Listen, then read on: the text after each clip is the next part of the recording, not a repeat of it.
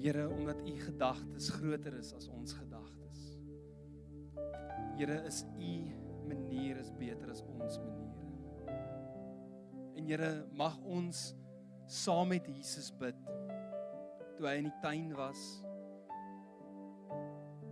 net voor sy lyding, en sê, as dit U wil is, laat hierdie lydingsbeker verby my gaan, maar nogtans nie my wil nie, maar U wil. Want Here, U gedagtes is hoër as ons gedagtes. Die manier hoe U dinge doen is anders as hoe ons dit sou wou hê. Here, want dit is soos Jesus vir sy disippels gesê, die vlees is swak, al is die gees gewillig. Here, ek kom vanoggend na U toe en ek bid, Here, en ek vra, Here, dat U wil sal geskied in ons lewens. Dat ons sal besef dat wanneer ons onsself inslot met U wil, dat ons U kan vertrou. Al kom daar moeilike goed ons pad langs, al gaan ons deur dale en donkerte, U is naby. Want Here, U tel ons ook weer op. U lig ons ook weer uit. U red ons, Here, dikwels van situasies. En ek dank U daarvoor. Here, ek bid vir elkeen wat vanoggend deur dinge gaan.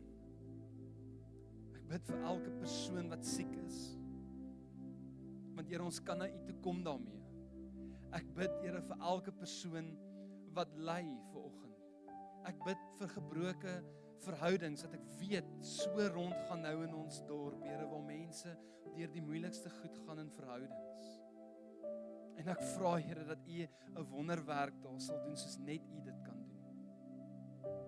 En Here, dat dit nie net daar sal bly nie, maar dat ons sal vertel van wat U vir ons doen. Dankie dat U soveel meer omgee oor wie ons word, as wat U vir ons kan doen. Here, dankie dat U ons karakter vorm en ons bou. Dat U ons deurdra deur moeilike tye en dat ons dikwels terugkyk en sê die hand van God was daar. Dankie, Here. In Jesus naam bid ek dit. Amen en amen. Baie dankie julle, ons kan sit. Ook net van my kant af baie welkom aan almal wat vanoggend hier is, ook ons spesiale besoekers, baie welkom.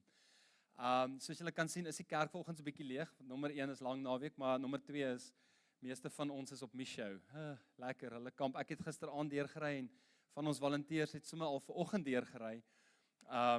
Om net hierdie diens by te kom woon, want ek weet nie almal kon dit meemaak om te gaan nie, maar sover, gister was ons saam by Vredevallei gewees.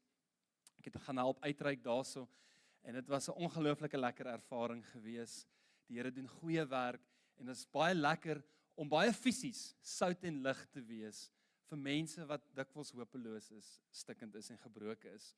Nou ja, ons is vanoggend by die laaste gedeelte van God se wil.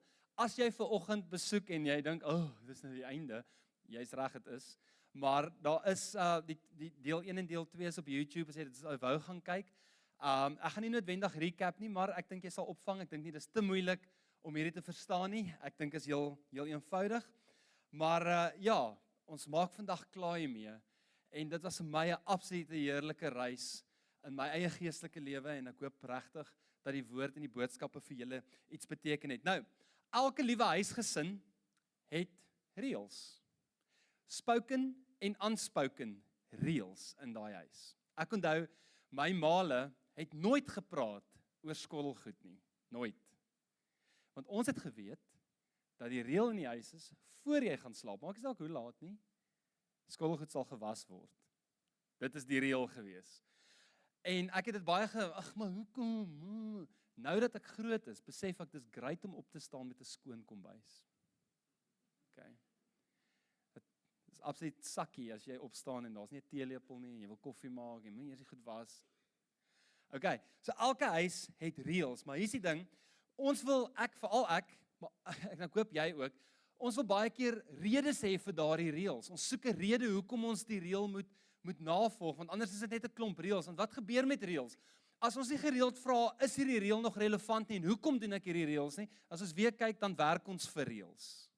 Julle hoor wat ek sê, ons val in 'n plek en waar reëls raak die ding. en ons verval in reëls. So ek dink dit is altyd goed om 'n rede te hê vir reëls.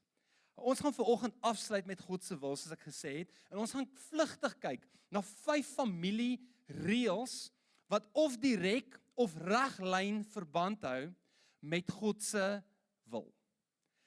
Weer eens, as jy hoor reëls, die rede hoekom ons vanoggend doen is sodat ek jou ook 'n rede kan gee hoekom hierdie reëls belangrik is vir ons om op die pad te bly, om in God se wil te bly.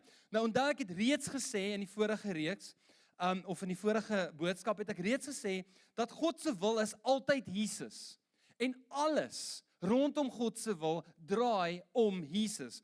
Dis hoekom Paulus in sy baie unieke roeping die volgende woorde gesê het, as hy sê, vir my is om te lewe en sterwe is wins. Vir my om te lewe is Christus en sterwe is wins. Nou gepraat van die feit dat alles om Jesus draai. Verlede week het ek 'n stelling gemaak wat 'n paar vrae oopgemaak het en dis my baie lekker. Maar ek het 'n stelling gemaak en gesê dat God het nie 7 biljoen klein plannetjies vir elkeen se lewe nie. En mense was soos, "Wow, wat?" En toe het ek gesê dat God het een groot plan vir hierdie wêreld en ons elkeen kies om deel te raak van daardie plan. Nou ek is bly dat daar 'n klompie vrae daar uitgekom het, want dit beteken ons begin dink oor 'n konsep wat ons baie keer van selfsprekend vat en baie afwater as ietsie wat maklik is. Maar dit is nie. Om vrae te vra beteken jy dink daaroor en as dit my goal is, dan is ek baie bly. Alright, dit is my goal en ek is baie bly dat dit op die ou end gebeur.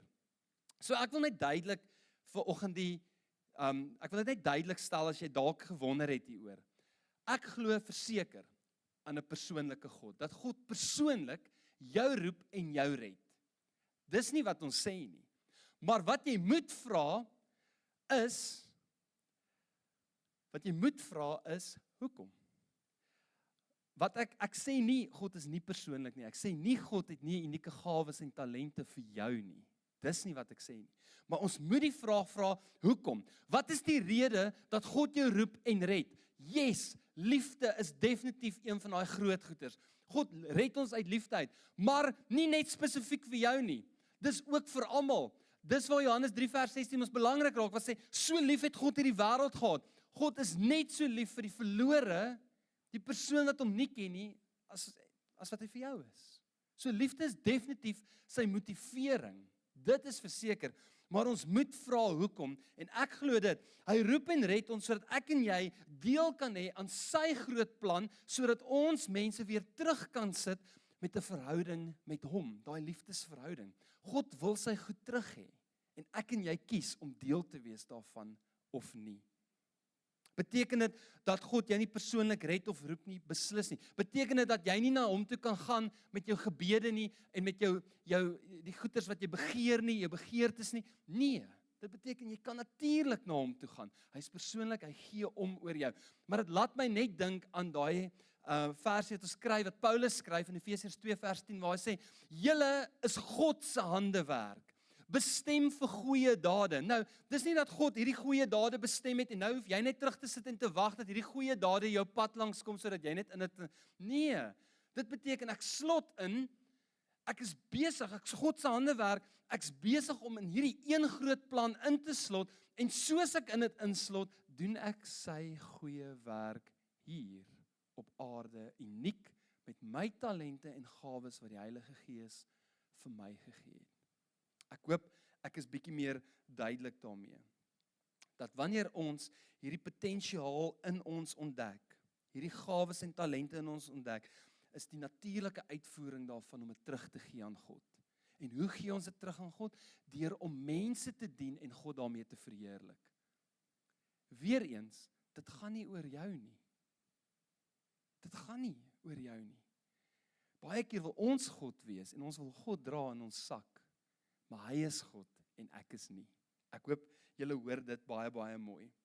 So, wanneer ons dit doen en ons teruggee aan God, wat hy in die eerste plek vir ons gegee het, dan is ons besig om in sy wil te loop. Nou, terug na die familiereëls toe.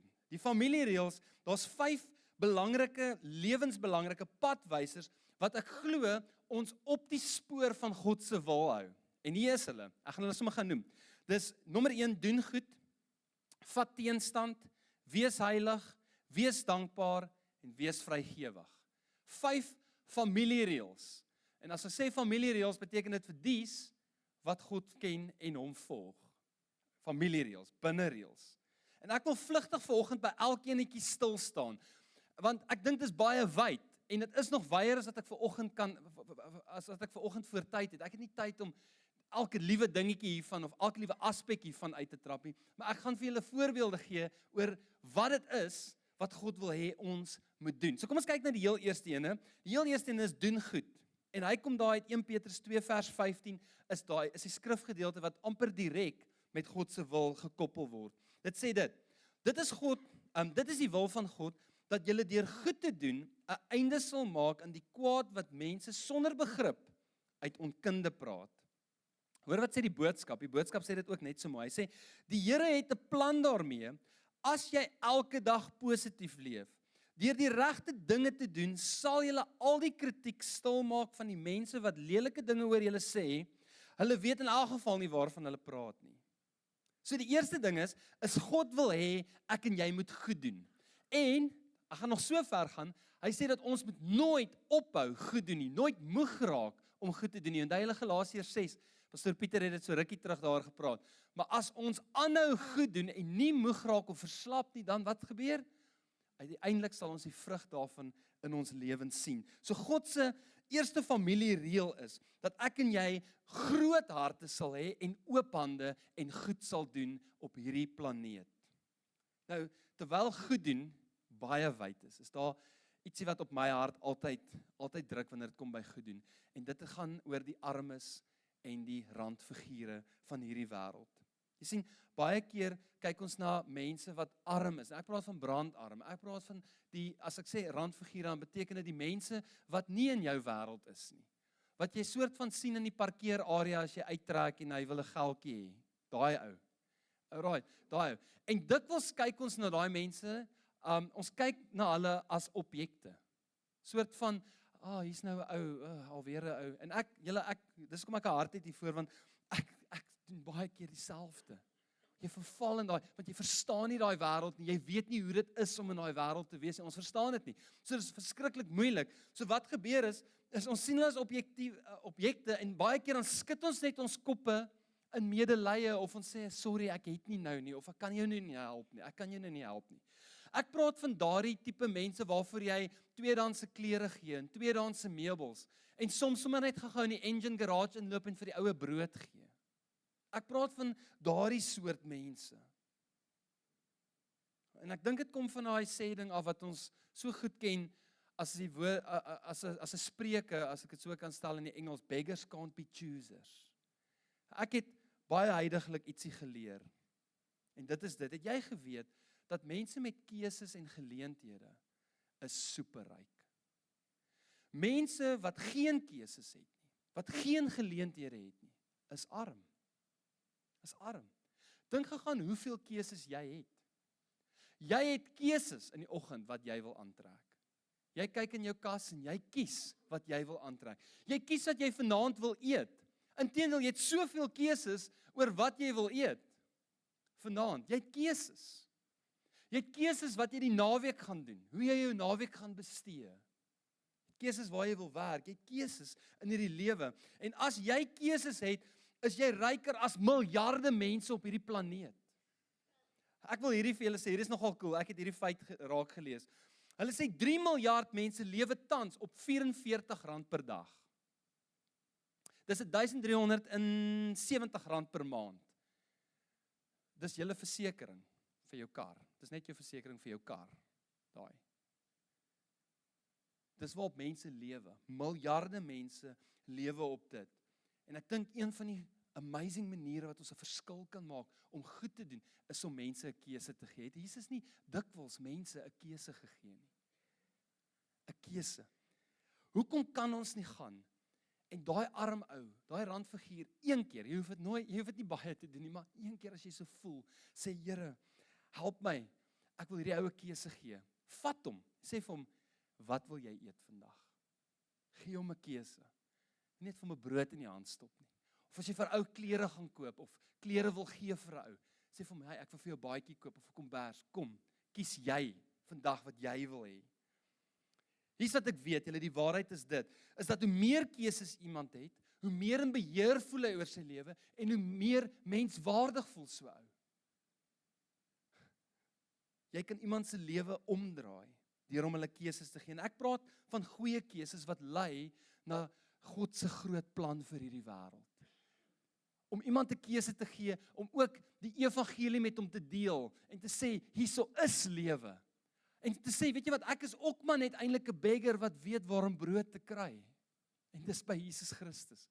Nee, ek praat van daai soort keuses vir mense te gee. Armoede, lyding en siektes stroop mense van hulle menswaardigheid. Dit steel hulle blydskap. Hoekom? Want hulle het nie uitkoms nie. Daar's nie 'n oplossing nie. En as daar nie 'n oplossing is nie, is daar nie 'n keuse nie. En sonder keuses is jy nie, voel jy nie menswaardig of in beheer van jou lewe nie. Jesus se evangelie en goeie nuus, jy kan sy woord en wil waarmaak deur 1 of 2 mense in jou omgewing te identifiseer wat jy weet deur iets moeilik gaan en te sê ek gaan hulle help met 'n keuse. Ek weet nie of ek al hierdie gesê nie. My skoonpa het al 3 mense, 2 van hulle deur universiteit gesit en 1 deur skool gesit. En hy het hulle 'n keuse gegee. Hulle is brandarme mense. Die enetjie se ouma, sy het by haar ouma gebly. Haar naam is Denou. En haar ouma was 'n huishulp vir iemand gewees. En dit was haar kleindogter en my skoonpaale het haar deur skool en universiteit gesit. En hulle vir haar keuse gegee en haar menswaardigheid gegee. Al wat ek sê is ons almal kan hierdie doen. Dit is wat ons bedoel met goed doen. Nie gee 'n brood vir iemand en nou voel jy jou gewete is gesis nie. Nee, dis God se wil dat ons moet goed doen en iemand menswaardig laat voel. Dis 'n harde een, dis 'n moeilike een. Tweede een, vat teenstand. Selfe gedeelte, net so 'n bietjie aan, 1 Petrus 3 vers 17. 3 vers 17 sê, as dit die wil van God mag wees, dat julle moet ly wanneer julle goed doen, is dit beter om te ly is dit beter as om te ly wanneer jy kwaad doen. So dis die beginsel. So hy sê wanneer ons God se wil doen, gaan ons soms ly. Dit is God se wil. Nou julle hierdie gaan absoluut teen Hoofstroom Kerk. Dit gaan teen Hoofstroom Kerk. Hoekom? Want dit is een van die moeilikste gedeeltes van God se wil om te verstaan, want ons vra dikwels dan, maar is dit God se wil dat ek nou moet ly? Is dit God se wil dat ek nou moet ly? Dit gaan teen die grein van daai smooth, liefdevolle plan wat God vir my lewe het. Dit gaan teen daai grein. Solank dit my nie benadeel nie, solank ek veilig is en my gemak nie bedreig word nie, is dit maklik mos om te glo. Maar geloof raak ongelooflik moeilik wanneer ons onreg moet verduur en deur dit moet gaan. Tog is dit God se wil soms. Ons weet, die Bybel het nog nooit beloof dat dit maklik gaan wees op hierdie aarde nie. Ons weet dit. Maar, en ek dink ons het dit so lekker uitgetrap in die hoopreeks toe ons gesê het, dat ons het 'n blink toekoms. Die lyding van hierdie aarde is tydelik, maar daar's 'n blink toekoms wat vir ons wag. En om Jesus te volg is gevaarlike terrein, ongelukkig. Dit is gevaarlike terrein. En min mense het meer daarvan geweet as die eerste kerk. Die vroeë kerk, het julle geweet, die vroeë kerk se geloof het gegroei en vir hulle sin gemaak te midde van groot teenstand. Hulle het massiewe teenstand gekry. En tog het hulle gegroei. Christene het ten spyte van slegte dinge soos lyding, armoede, sosiale uitbanning, dit het baie gebeur, 'n magnetiese leefstyl van omgee en liefde uitgeleef. En die rede daarvoor was omdat hulle in Christus was. Ek weet nie of het julle al opgelet as jy Paulus se briewe lees. Jy begin bietjie deur dit lees, dan sien jy hy praat baie van die in Christus motief. Jy geweet daai was die krag wat mense gehad het, wat mense gegee het om deur hierdie goed te gaan. Om deur hierdie moeilike omstandighede te gaan. Hierdie mense kon lag en huil, maar nooit sonder hoop leef nie. Hulle was nooit hopeloos nie. Hulle kon lag en huil in Christus en nooit totaal en al hopeloos wees nie. Lyding is soms die wil van God, maar dis soos Petrus sê, ly liewer omdat jy goed doen, nie omdat jy slegte goed doen en uiteindelik maar oor jouself bring nie. Ly want jy doen die regte en 'n goeie ding, God se wil. Derde een is, wees heilig. 1 Tessalonisense 4 vers 3 sê dit is die wil van God, dat julle heilig moet lewe, weerhou julle van onsedelikheid. Paulus, hierso weet, hy haal eintlik hierdie gedeelte direk so uit die Ou Testament uit, en ons weet God se volk was bekend daarmee. Israel se heiligheid of afsonderheid was om voor God gehoorsaam te wees en in baie liefde vir God te leef. Dis hoe hulle afgesonder was vir God in daai tyd. Israel was die unieke God van God, toegewyd aan hom, om vir hom te lewe, dis was hulle hierdie heilige volk van God. Ek hoef nie baie daaroor te sê nie, ek dink ons weet dit. Maar hier's wat jy moet weet vandag, is heilige harte lei altyd na heilige lewens toe. Heilige harte. Die probleem is ons ruil dit baie om, en die Fariseërs het dit. Hulle het gesê, heilige lewens, hopelik lei dit na heilige harte toe, maar is nooit van buite af binne toe nie, is altyd van binne af buite toe. Heilige harte lei altyd na heilige. En dit het my nogal laat dink aan Psalm 1 vers 6, waar dit sê, waarlik die Here lei die regverdiges. Hoor daar, daar's daai wil van God, die leiding van God. Hy lei die regverdiges wat heilig is van hart. En dan sê hy sê, maar die pad van die goddeloses lei na ondergang. Dit is so amper logies. Tog vir ons altyd die Here se leiding, maar wees heilig, want hy is heilig in 'n groot sin. Paulus pas hierdie derde familiereël direk toe in die konteks van die huwelik. En ek dink ek het in die heel eerste een gesê, onthou ek het begin met die trou storie. Gesê het, ek wonder of dit God se wil dat ek met Garalie trou, my vrou, heiliglik. Ek het dit vir 'n vriend gevra. En hy kyk my so en hy sê vir my, dit is altyd God se wil dat jy trou, maar met wie is jou keuse? Onthou julle, ek het dit gesê in die begin. Nou hierdie is presies in daai konteks. En God se wil is dat ek en jy moet heilig en eerbaar die lewe saam met ons lewensmaat deel. Dis nie 'n bloudruk van wie jy moet kry nie. Dit gaan nie oor hier's 'n skets en hier's 'n bloudruk van wie jy moet kry nie. Nee, jy kies iemand. Jy kies iemand. God kies nie daai persoon, daai perfekte persoon vir jou nie. Daai bloudruk persoon vir jou nie. Jy kies daai persoon. Maar ek dink daar's 'n paar goeie riglyne. Nommer 1 wil ek vra, as jy sê daar's 'n perfekte persoon vir jou daar buite, wil ek vra, is jy perfek? Is jy besig om die regte persoon te word? Ek wil net dit ook weet. Is jy besig om die regte? Jy sien, die huwelik is God se terrein en ons moet hierdie beginsels rondom die huwelik ken. Ons begin om 'n lewens, as jy nog nie getroud is nie. Ek weet nie wie is nog nie getroud nie, dit maak nie saak nie, maar ek wil net hierdie wenk gee, want ek dink dit is 'n goeie een. Ons het 'n bietjie vrae daaroor gekry. Maar hier's 'n wenk, is as jy begin 'n maat soek, nommer 1, begin by God. Is daai persoon lief vir die Here? Ek dink dit is 'n baie obvious en logiese vraag. Tog sien ek, mense so verlief raak, dat hy gee nie eintlik om sy lewensmaat ateïs is nie, maar trou wil hy trou. Ek het dit oor en oor al gesien in my kantoor. Waar mense kom en dan sê ek soos, dit is so uit karakter uit. Dit is so uit karakter uit. Dit begin by God. En dan moet ek en jy verantwoordelik en deursigtige manier ons huweliksmaats kies. En ek het net so 'n paar belangrike tekste daar, gaan dit net daar opsit. Jy kan oorgaan wat jy kan gaan kyk. Dis net so half 'n riglyn oor wat die huwelik beteken, want is God se terrein hierdie. En ek dink ons moet verantwoordelik daarmee werk. Die 4de reël is, wees dankbaar. Paulus skryf, hy sê, wees altyd bly, bid gedurig, wees in alle omstandighede dankbaar, want dit is wat God in Christus van julle verwag. Dit is duidelik God se wil, dat ons blydskap en in dankbaarheid moet leef volgens hierdie teks. Inteendeel, as ek Paulus reg verstaan ook in Filippense, dan sit half, as hy sê, weet jy wat, wees bly, hy gee daar so 'n opdrag. Wees bly, moet oor niks angstig wees nie, daai gedeelte. Dan is dankbaarheid nie opsioneel nie.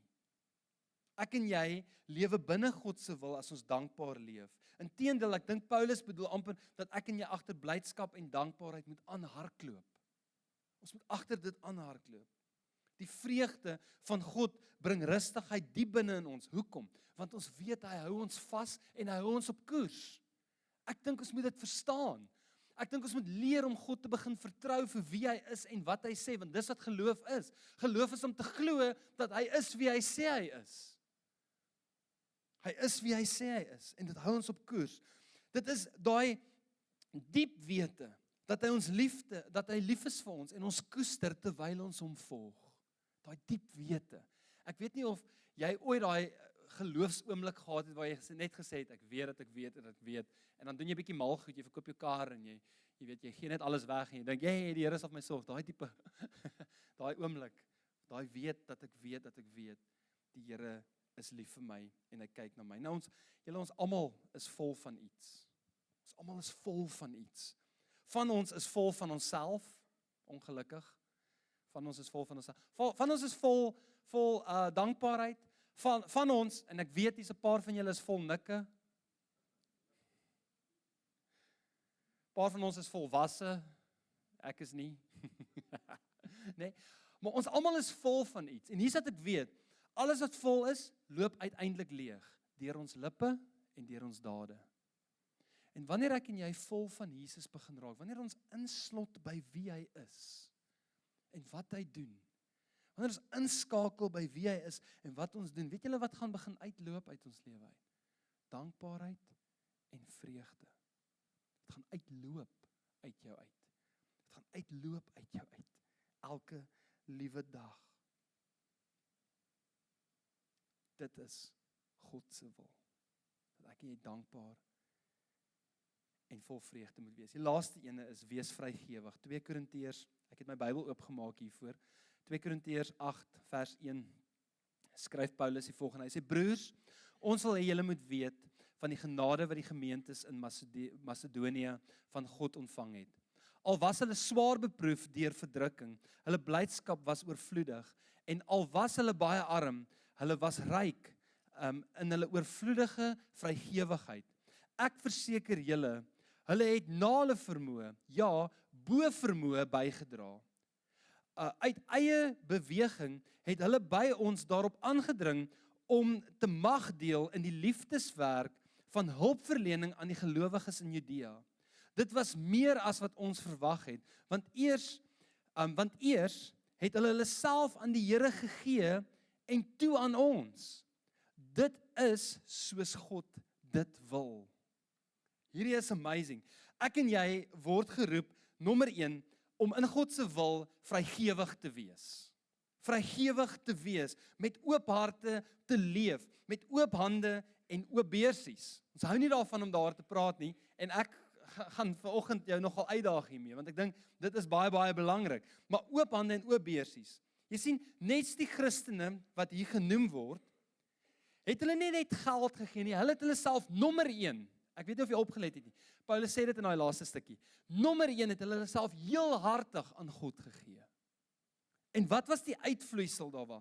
Die uitvloeisel was, toe hulle self heel hartig aan God gee, toe begin hulle besef, daar's 'n behoefte in Jerusalem, kom ons samel geld in, en kom ons help daai kerk, kom ons help daai mense daar, kom ons help die mense daar. Dit is God se wil, dat ons onsself heel hartig eerste aan hom gee, en dan aan ander. Die Nuwe Testament sê vir ons, gee jouself heel hartig aan Jesus, dan jou tyd, talente en jou geld. Weet julle wat doen ons in die kerk? Ons ruil dit om. Ons gee ons tyd en ons talent, ons kom met al die doengoeders wat ons graag wil doen vir die Here. Ons kom met al die doengoed, of ons kom met al die geld, wat ook al. En ons dink ons moet alles dit gee, en dan sal ons Jesus iewers vind. Maar dit is totaal en al andersom. En ek kan dink aan 'n klompie voorbeelde in die Nuwe Testament. Dink gegaan Saggeus se lewe. Onthou julle Saggeus, 'n klein mannetjie. Ek praat baie oor Saggeus want ek hou van Saggeus, maar Saggeus het in die boom geklim en Jesus het hom raak gekyk. En wat gebeur? Sy lewe verander. Hy ontmoet Jesus en hy gee homself heel hartig aan Jesus en die uitvloeisel daarvan is dat hy 50% van alles wat hy het net so aan God teruggee deur om dit vir die armes uit te deel. Ek dink aan die vrou wat in die tempel haar laaste paar sente gegee het. In Lukas 21 kry ons haar, wat letterlik alles gegee het, nie omdat sy moes nie, maar omdat sy lief was vir die Here. wat sy omgegee het vir die Here en sy het geweet, hy gee om vir haar. Ek dink aan Markus 14, waar die onbekende vrou die olie op Jesus se voete uitgooi. 300 denarii was omtrent wat daai olie gekos het. Dit was haar livelihood geweest en sy gooi dit op Jesus se voete want sy het hom ontdek. Sy het al alles heel eerste vir hom gegee. Ek dink aan Handelinge 4 waar Barnabas sy grond verkoop en die geld uitdeel vir die armes. Ek dink aan daai gedeeltes. Dit begin hier. Dit begin om jouself heel hartig aan God te gee. Dit gaan nie oor bruto en netto tiendes nie.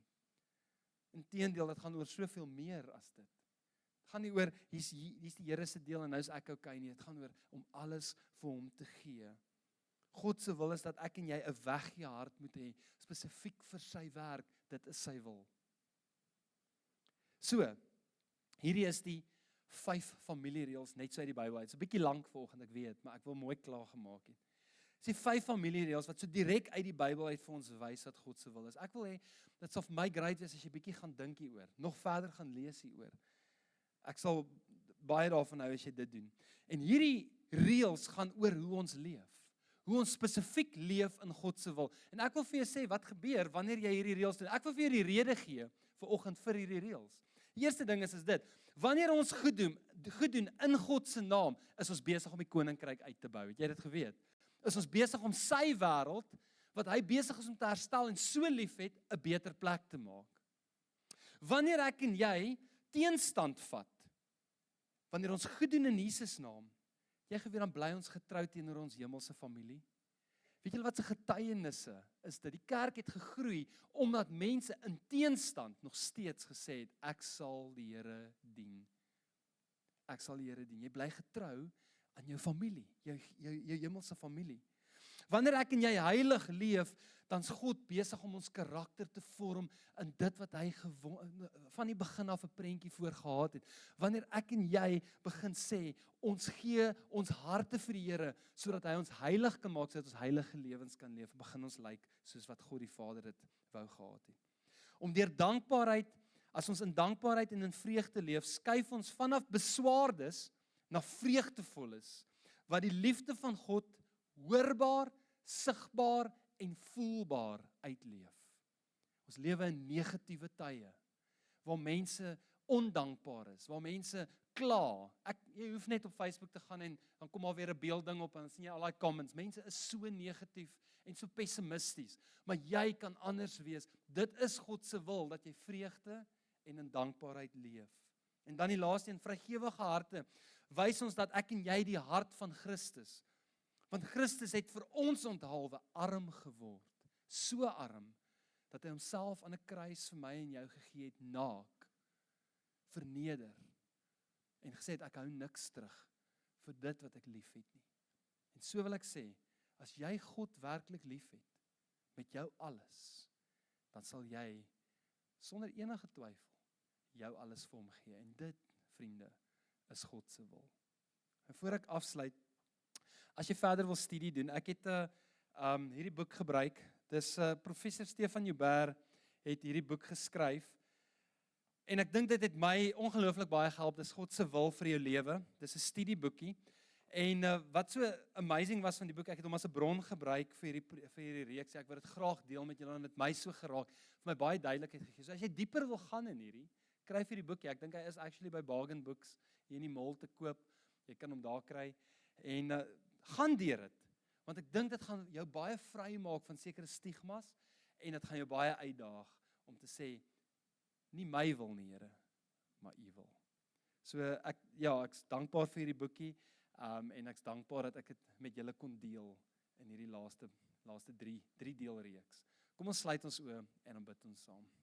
Vader, dankie dat ons vanoggend so bymekaar kon wees en net kuier rondom die familiereëls. Here, ons hou nie van daai woord reëls nie, Here, maar dit is reëls as ons in U wil bly, Here. Dis baie duidelik en dit help ons, dis padtekens wat vir ons wys of ons nog in U wil is of nie. En Here, net omdat ons baie keer dink dit gaan moeilik met ons, beteken dit nie ons is uit U wil uit nie. Dit het ons gesien. Here, net omdat dit dalk nie met ons goed gaan finansiëel nie, beteken dit nie ons kan nie help met iemand wat nog minder het as ons nie. Al is ons 'n hand of net 'n oor om na te luister. Here, help ons dat ons nooit sal moeg raak om goed te doen nie. Want dis U wil vir hierdie aarde. Gaan saam met elkeen, Here, wat ver oggend hierso sit en wonder hoe kan ek inslot daarbey. Dis hoe jy kan deel raak van hierdie groot wil en plan van God. Here, ek bid vir hierdie week wat voorlê, ek bid vir hierdie naweek, ek bid vir mense wat weg is, ek bid vir ons missie, Here, asseblief hou hulle veilig, bewaar hulle en bring hulle weer veilig terug. Dankie daarvoor, Here, dankie vir hierdie tyd vanoggend, in Jesus naam, amen en amen.